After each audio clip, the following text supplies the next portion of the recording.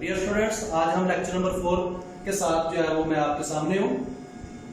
Lecture number 4 के अंदर जो है वो सॉफ्टवेयर डेवलपमेंट मेथड्स का नेक्स्ट स्टेप जो है जिसके अंदर टेस्ट एंड डीबगिंग की बात आती है, उस पर आज हम जो है वो बात करते हैं। लेक्चर नंबर 4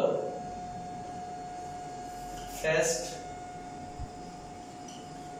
एंड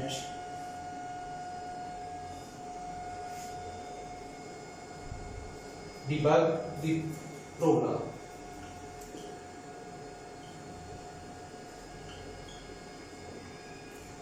अब यहां पर भी जो है वो दो स्टेप्स जो है वो कंबाइन किए गए हैं कि फर्स्ट वन के अंदर वो कह रहे हैं टेस्ट आप करें। टेस्ट से मुराद ये है कि जो प्रोग्राम या प्रॉब्लम का सलूशन आपने डिफाइन किया है, जाहिर है उसके अंदर आपने उसको एनालाइज भी किया था, उसके बाद आपने उसका जो वो फ्लो चार्ट भी आपने डिजाइन किया था, और फ्लो चार्ट से पहले आपने उसका एल्गोरिथम जो है वो भी डिजाइन किया था, फिर अब आपने उसकी कोडिंग भी कर ली है। अब जाहिर है आपने कंप्यूटर में डाटा सारा फीड कर दिया। आप डाटा फीड करने के बाद नेक्स्ट स्टेप के अंदर अब आपने उस प्रोग्राम को चलाकर जो है वो चेक करना है कि चेक करने के अंदर हमने देखना क्या है कि क्या वो प्रोग्राम जो है वो हमारी रिक्वायरमेंट्स के मुताबिक परफॉर्म कर रहा है या नहीं कर रहा। रिक्वायरमेंट्स हमारी क्या है, जो स्पेसिफाई रिक्वायरमेंट्स के अंदर, एनालिसिस के अंदर, एल्गोरिथम्स, फ्लो चार्ट्स के अंदर जो हम मेंशन करते आ रहे हैं कि अब जो रिजल्ट्स हम उससे जो है वो डिजायर कर रहे थे, रिक्वायर कर रहे थे, क्या ये प्रोग्राम जो हमने डेवलप किया, तैयार किया है, वो वही रिजल्ट्स हमें प्रोवाइड करता है या नहीं। डिजायर रिजल्ट से मुराद है कि एक्यूरेट रिजल्ट्स। अब बार बार हम उस प्रोग्राम को जो है वो चलाकर चेक करेंगे और उसमें डिफरेंट वैल्यूज जो है वो फीड करवा के उनके रिजल्ट्स को जो है वो वेरीफाई करेंगे।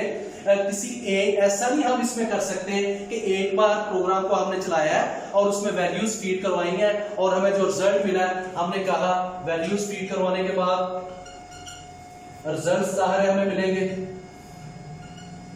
उन रिजल्ट्स की बेस पर जो है हमने ये डिसाइड कर लिया कि जी यही हमारा जो है वो एक्यूरेट प्रोग्राम है। ऐसा हम नहीं करेंगे। Don't rely on a single results.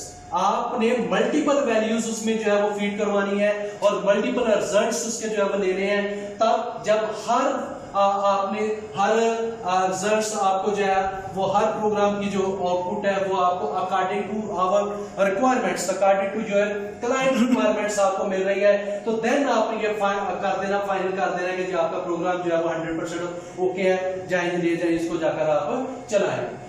In case results जो है वो हमारी रिक्वायरमेंट्स के मुताबिक नहीं आ रहे, तो उससे मुराद ये है कि ये जो सेकंड स्टेज है ये हमें भी चेक करनी पड़ेगी, जिसके अंदर डीबग का वर्ड हमने यूज किया।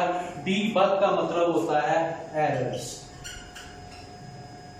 डी का मतलब होता है बग्स फाइंड करना और बग का मतलब होता है एरर्स को फाइंड करना। ना सिर्फ एरर्स को फाइंड करना और बल्कि उन्हीं स्टेप्स के अंदर उनका जो है वो सॉल्यूशन भी साथ जो है वो प्रोवाइड करना।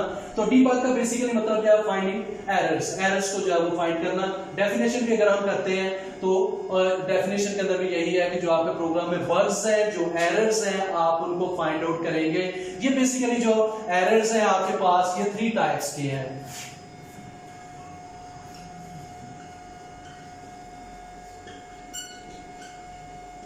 Types of errors. First one आपके पास जो आता है वो आता है सिंटैक्स एरर।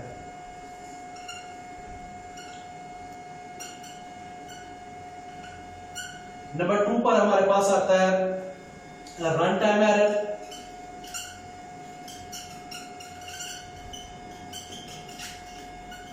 जिसे हम एग्जीक्यूशन एरर का भी नाम देते हैं। और लास्ट वन हमारे पास आता है लॉजिकल एरर। ये बेसिकली 3 हमारे पास इसकी टाइप्स हैं एरर्स की। सबसे पहले हम बात करते हैं सिंटैक्स एरर की। सिंटैक्स एरर की जब हम बात करते हैं तो इसमें जो है वो ग्रामेटिकल रूल्स की हम बात करते हैं।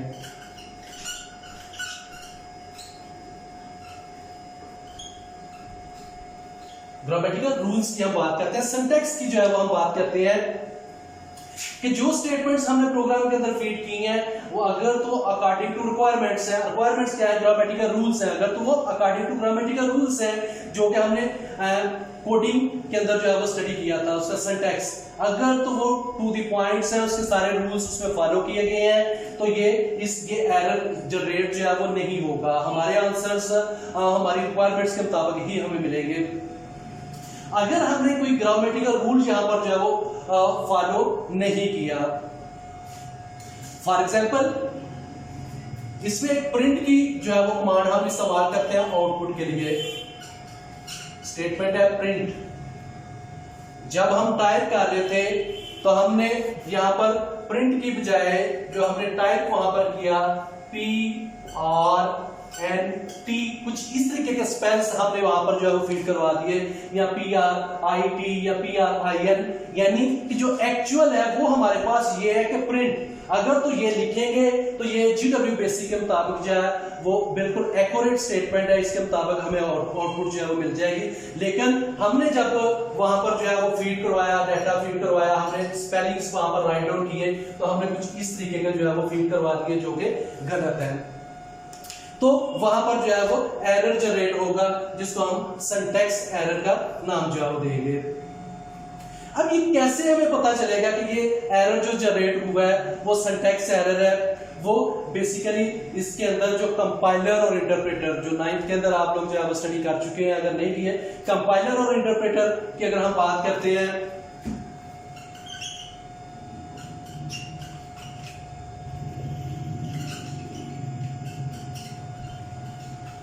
ये दो जो है वो बेसिकली हमारे पास सॉफ्टवेयर्स हैं जो हमारी लिखी हुई बात को कंप्यूटर की जुबान के अंदर कन्वर्ट करते हैं, यानी कि जिस लैंग्वेज में हम काम कर रहे हैं उस लैंग्वेज के कोड्स को मशीन लैंग्वेज के कोड्स के अंदर जो है वो कन्वर्ट करेंगे।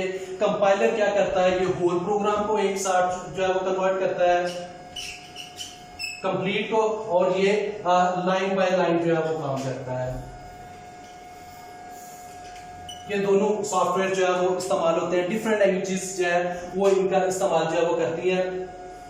तो ये कंपाइलर या इंटरप्रेटर, यानी कि जो प्रोग्राम आपने लिखा जब हम उसे एग्जीक्यूशन के लिए भिजवाते हैं, वो कंपाइलर या इंटरप्रेटर जब उसको रीड करता है तो अगर तो ये स्टेटमेंट उसको मिलती है तो वो ओके कर देता है, अगर इस स्टेटमेंट की बजाय इस तरह के कोई स्पेलिंग्स उसे मिलते हैं तो वहां पर वो एरर जनरेट कर देता है। यानी कि हम कह सकते हैं कि ये कंपाइल करवाने के दौरान ही ये एरर जो है वहां पर डिटेक्ट हो जाएगा, पकड़ा जाएगा और हमारे लिए एक मैसेज जो है वो जनरेट हो जाएगा, और जिसे हम आसानी से फिर जो है वो रिमूव करवा सकते हैं। इसी तरीके से एक और इसके अगर एग्जांपल देखते हैं तो जो आप वैल्यूज किसी वेरिएबल को असाइन करवाते हैं, for example A B C आपके पास एक वैल्यू है और ये वेरिएबल ए को आपने जो है वो असाइन करवानी है, तो ये भी रॉन्ग स्टेटमेंट है, क्योंकि जो वेरिएबल होता है वो हमेशा ही राइट साइड पर होता है और जो वैल्यूज होती हैं, जो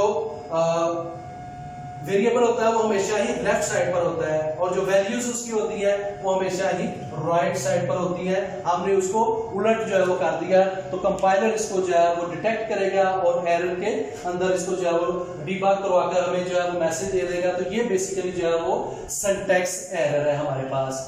उसके बाद नंबर 2 पर हमारे पास आता है रन टाइम एरर। जब हम रन टाइम एरर की बात करते हैं तो इससे मुराद ये है कि जी पहले वाला एरर तो हमारा क्लियर हो गया, वो जो स्टेटमेंट्स हैं वो according to requirements, according to grammatical rules हमने जो फीड करवा दिया, उसके अंदर ऐसा कोई प्रॉब्लम नहीं है। अब यहां पर क्या हुआ कि हमने कोई ऐसा काम अपनी मशीन को, कंप्यूटर को करने के लिए कह दिया जो उसके बस की बात नहीं है, जो वो काम जो है वो परफॉर्म नहीं कर सकता। जैसे फॉर एग्जांपल आम रूटीन में मैं आप लोगों को कहता हूं कि जी कल जो है वो चैप्टर नंबर 1 का आप जो है वो टेस्ट देंगे, आप कहते हैं सर ये तो पॉसिबल नहीं है, सिलेबस बहुत ज्यादा है, यानी कि ये हमारी रिक्वायरमेंट से बहुत ज्यादा आपने काम जो है वो दे दिया, हम ये परफॉर्म नहीं कर सकते। ऐसा ही कुछ यहाँ पर है कि जो काम कंप्यूटर परफॉर्म कर सकता है उनसे हटकर कोई काम हमने कंप्यूटर को करने के लिए कह दिया है, तो वो रन टाइम एरर वहां पर जो है वो जनरेट होगा। इसे आम लैंग्वेज के अंदर हम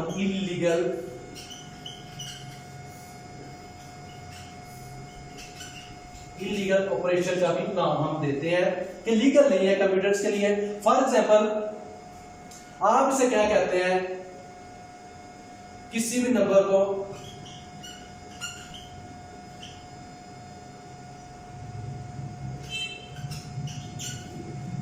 जीरो के साथ आप किसी नंबर को जो है वो डिवाइड कर देते हैं। तो ये अभी तक एक ऐसा हमारे पास नंबर है जो अभी तक जो अनडिफाइंड है। साइंटिस्ट, एनालिस्ट, टेक्नोलॉजिस्ट कोई भी अभी तक इसको डिफाइन ही नहीं कर सका कि अगर आप किसी नंबर को जीरो के साथ डिफाइन करेंगे तो हमें रिजल्ट क्या मिलेगा। तो बेसिकली ये कंप्यूटर के अंदर भी मींस कि कंप्यूटर के पास ऐसा कोई मेथड नहीं है, ऐसा कोई फार्मूला नहीं है कि हमारी इस प्रॉब्लम को जो है वो सॉल्व कर सके। तो फिर हम कहते हैं ये कंप्यूटर के लिए इलीगल ऑपरेशन है। तो इस तरह का जब भी कोई हम काम करवाने की कोशिश करेंगे तो ये भी ड्यूरिंग एग्जीक्यूशन इससे भी कंपाइलर और इंटरप्रेटर जो होंगे वो इसको जो है वो डिटेक्ट कर लेंगे और वहां पर जो है हमारे लिए एक मैसेज जनरेट हो जाएगा और जैसा को हम जो है वो रिमूव करवा के और यहाँ से आगे कैरी ऑन जो है वो कर सकते हैं। तो ये हमारे पास रन टाइम एरर या एग्जीक्यूशन एरर है। लास्ट वन हमारे पास आता है लॉजिकल एरर्स। लॉजिकल एरर्स जो है ये बेसिकली हमारी लॉजिक के अंदर होता है, हमारी थिंकिंग के अंदर होता है, जो सोच, जो टेक्निक या जो अप्रोच हमने अडॉप्ट किया उस प्रॉब्लम को सॉल्व करने के लिए उसके अंदर है।